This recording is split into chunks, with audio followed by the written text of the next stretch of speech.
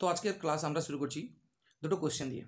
The United States of America, এটা অ্যাম হবে, এটা বাদ অ্যাম ইজ আর, এর মধ্যে কোনটা হবে, অ্যাম নাকি ইজ নাকি আর? এই তিনটার মধ্যে কোনটা হবে? দেখো অ্যাম কোথায় বসে, আই থাকলে কেবলমাত্র সাবজেক্ট আয়ের ক্ষেত্রে অ্যাম বসে। এখানে তো subject the United States of America, পুরো একটা দেশকে বোঝাচ্ছে, একটা দেশকে বোঝাচ্ছে, এখানে তো অ্যাম তো হবে না, তাহলে এখানে অ্যাম তো হচ্ছে না। তারপরে আসছে ইজ না আর। এখন সিঙ্গুলার বোঝালে ইজ হবে, প্লুরাল বোঝালে আর হবে। তাহলে সঠিক উত্তর কোনটা হবে? এটা করার জন্য আমাদের একটা নিয়ম জানতে হবে। কোনো দেশের নাম যদি প্লুরাল ফর্মে থাকে তাহলেও সেটি সিঙ্গুলার হিসেবে ধরা হয়, অর্থাৎ বোঝাচ্ছে তো একটা দেশের নাম। তাহলে হতে পারে ইউনাইটেড স্টেটস, অনেকগুলো রাজ্যের কথা বলতে পারে। এটা দেখে তোমার যেন মনে না হয় যে ভাবটাকে প্লুরাল করে দিই, অর্থাৎ বোঝাচ্ছে যেহেতু একটা দেশের নাম, তাই এটা হবে সিঙ্গুলার। তাহলে সঠিক উত্তর কী হবে? ইজ। সঠিক উত্তর কী হবে? ইজ। তাহলে the United States of America is a rich country. এরপরে দেখি দ্য নেদারল্যান্ডস, হয়তো শেষে এ যোগ থাকতে পারে, কিন্তু যেহেতু এটা কী বোঝাচ্ছে একটা দেশের নাম, তাই অবশ্যই ভাব সিঙ্গুলার, আর সিঙ্গুলার ভাব আমি যার মধ্যে কোনটা? ইজ হবে। তাহলে সঠিক উত্তর হবে ইজ। তো আমরা চলে যাবো পরের কোশ্চেনে। নেক্সট কোশ্চেন কী আছে? Question number 3, the folk tales of Bengal. দেখো the folk tales of Bengal, বাংলার ফোক টেলস, টেলস কিসে আছে? প্লুরালে আছে। তাহলে ভার সিঙ্গুলার করবো না প্লুরাল করবো? তোমার কি মনে হচ্ছে? প্লুরাল করে দিই, আর করে দিই না? দেখো এটা করার জন্য, এটা সঠিকভাবে করার জন্য আমাদের আরেকটা নিয়ম জানতে হবে। কোনো বইয়ের নাম প্লুরাল ফর্মে থাকলেও সেটি সিঙ্গুলার হিসেবেই ধরা হবে। কোনো বইয়ের নাম, এটা একটা বইয়ের নাম, the folk tales of Bengal, এটা একটা বইয়ের নাম, পুরোটা মিলে একটা বইয়ের নাম, বাংলার লোককথার বই। তো বাংলার লোককথা ফোক টেলস, এটা একটা বইয়ের নাম। হতে পারে তার ভেতরে অনেক প্লুরাল নাউন থাকবে, প্লুরাল নাউন থাকলেও তা কিন্তু লিখতে হবে সিঙ্গুলার, অর্থাৎ সঠিক উত্তর কিন্তু ইজ হবে। তাহলে সঠিক উত্তর কী হবে? ইজ। শূন্যস্থানে কী লিখবো? ইজ। তাহলে সঠিক উত্তর কী হবে? ইজ। তো আমরা চলে যাব পরের রুলসে, কাউন্সিল। তো কাউন্সিলের অর্থ যদি না ব্যারিস্টার হয়, কী হয়? ব্যারিস্টার। দেখো কাউন্সিলের অর্থ যদি ব্যারিস্টার হয়, তাহলে কাউন্সিলের সিঙ্গুলার ফর্ম যা, আবার প্লুরাল ফর্মও তা। প্রথমে দেখে নিই, তাহলে কাউন্সিল যেটাকে আমি সিঙ্গুলারের ঘরে লিখলাম, তার প্লুরাল ফর্ম কী হবে? কাউন্সিল কখন হবে না, যদি কাউন্সিলের অর্থ বোঝায় ব্যারিস্টার। কী বোঝায়? না ব্যারিস্টার। তাহলে কাউন্সিলের অর্থ এখন ব্যারিস্টার বোঝাচ্ছে, তাহলে তার প্লুরাল ফর্ম কী হবে? একই থাকবে, কাউন্সিলই থাকবে। এখন একটা কোশ্চেন দিচ্ছি, হি এনগেজ টু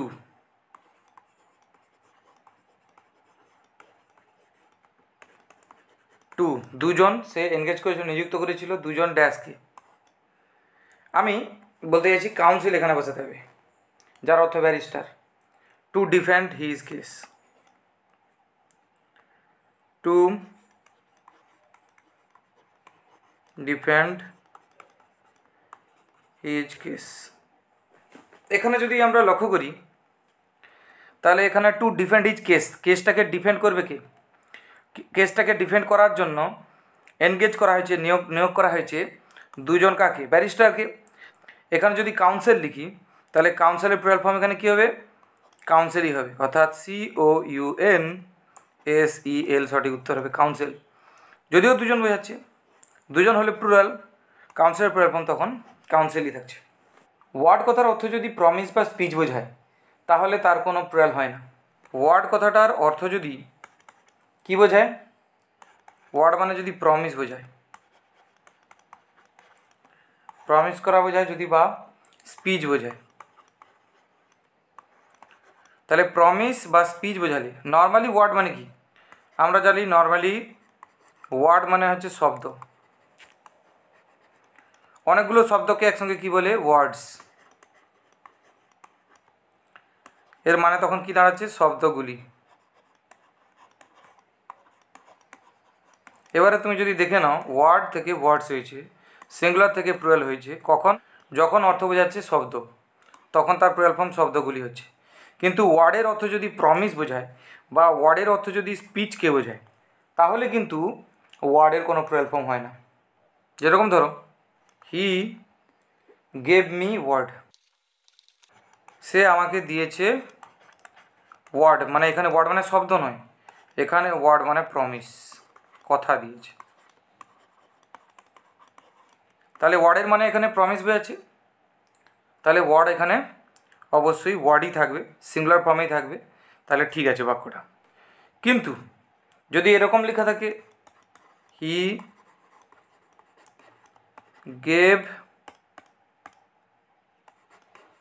গেভ মি ওয়ার্ডস, সে দিয়েছিল, এখানে ওয়ার্ডসের মানে কি বোঝাচ্ছে? প্রমিস। তাহলে তো এখানে ওয়ার্ডের প্লুরাল ফর্ম হওয়ার কথা নয়, অর্থাৎ এস যোগ হওয়ার কথা নয়। যেহেতু এস যোগ হয়েছে তাহলে এই বাক্যটা ভুল, যেহেতু এস যোগ হয়েছে তাহলে বাক্যটা ভুল। তাহলে প্রথমেরটা ঠিক, দ্বিতীয়টা ভুল, কেন কি? ওয়ার্ডটা ওয়ার্ডস হয়ে গেছে বলে। এবারে দেখে নিই he is a man of his word,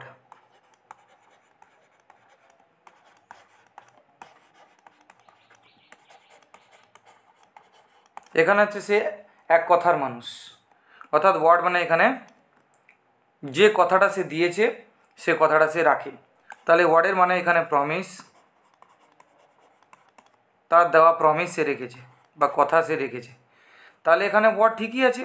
যদি কেউ করে দেয় হি is a man of his words, তাহলে এখানে ভুলটা কোথায়? এই যে ওয়ার্ডস কথাটা হবে না, কেন কি? ওয়ার্ডস মানে এখানে প্রমিস বোঝাচ্ছে, তাহলে তো তার প্লুরাল ফর্ম বসবে না, তাহলে এটা ভুল। পরেরটা দেখো আরও 3টা প্রশ্ন তোমাদের জন্য রয়েছে। Ship after ship dash sailing by, option আছে এম তো সবার প্রথমে কেটে দিলাম, এম হবে না, তাহলে সিঙ্গুলার ভার্ব হবে না আর হবে, অর্থাৎ প্লুরাল ভার্ব হবে, অর্থাৎ ইজ হবে না আর হবে। ইজটা সিঙ্গুলার আর আরটা প্লুরাল। এখন ভার্ব সিঙ্গুলার বসবে না প্লুরাল বসবে, এটা করতে গেলে আমাদের জানতে হবে কি? আমাদের জানতে হবে একটা রুল। সেটা কি? যখন একই নাউন, অর্থাৎ এখানে একই নাউন বলতে কী কী আছে? শিপ আছে আর শিপ আছে, দুটো নাউন একই।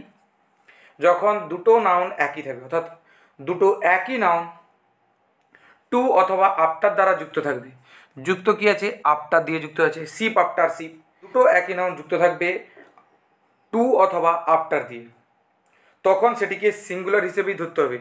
তার মানে কোনটা বসবে? তার মানে এখানে ইজ বসবে। এখানে সিঙ্গুলার কোনটা? ইজ। তাহলে শিপ আফটার শিপ ইজ হবে, সঠিক উত্তর কী হবে? ইজ হবে।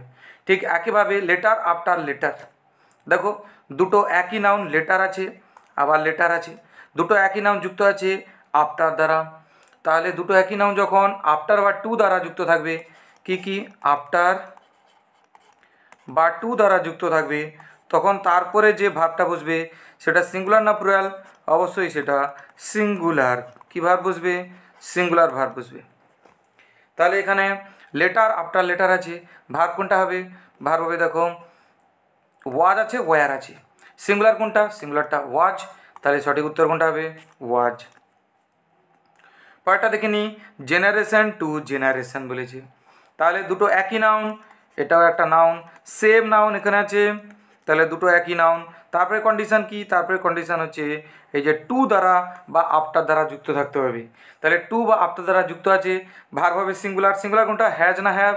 সিঙ্গুলার হচ্ছে হ্যাজ, তাহলে সঠিক উত্তর কী হবে? এখানে বসবে, এখানে বসবে হ্যাজ। তাহলে generation to generation has maintain the tradition of the family. তাহলে দেখো সিঙ্গুলার প্লুরাল থেকে কত রকম কোশ্চেন আসতে পারে, তোমাদের কত রকমভাবে কী করতে পারে? ডিস্টার্ব করতে পারে, কিন্তু ডিস্টার্ব করতে আমি দেবো না, আমি প্রত্যেকটা নিয়ম খুঁটিয়ে খুঁটিয়ে সবগুলো কমপ্লিট করব।